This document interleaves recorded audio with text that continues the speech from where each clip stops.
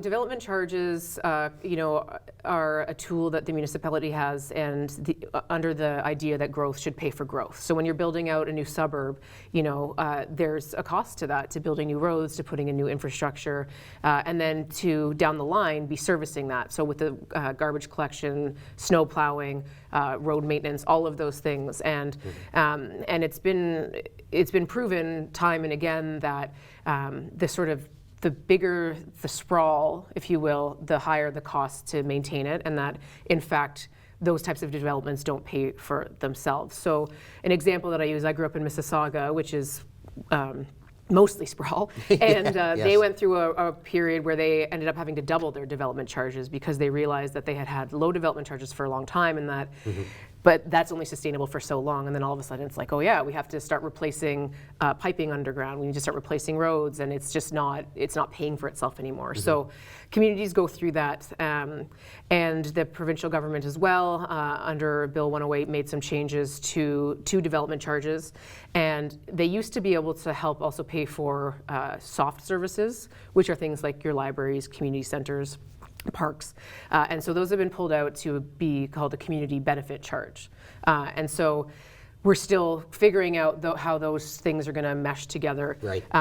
But we've had a consultant working on a development charge review study, and there's been representatives from the community on that, and including representatives from the Home Builders Association and the Construction Association. So the recommendation that came forward was yes, an increase, which does end up to be 26%.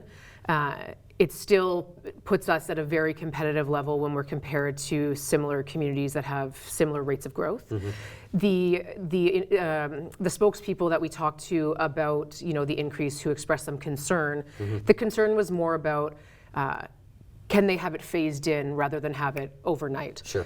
Which is a fair ask for sure, because nobody wants something to be increased by 26% overnight. But if you can sort of phase it in over a couple of years, it might make more sense. The impact is a little less. Yeah, sure. exactly. So that is a debate that will be happening in November. We're in November now.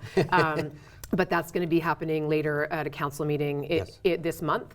So though the meeting on Monday was sort of, we had a presentation by the consultant, then we had delegations.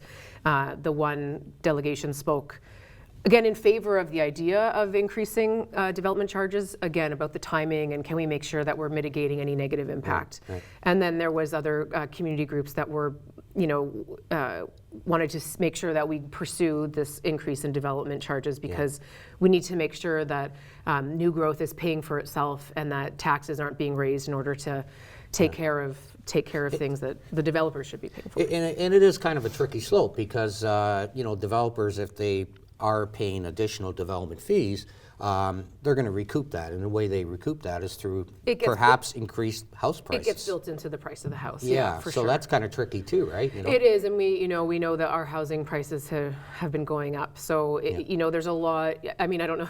You probably didn't read the report, but it was like 300 300 So maybe I did read the report. Well, if you want some good maybe I should have read the report. But it's it's like a 300-page report because it takes into account projected forecasted growth for the next 10 years, and then all of these discussions that we're talking about, and making sure that we're not doing harm to our community. Construction, home building is a huge economic driver in our region, and we want to make sure that they're thriving.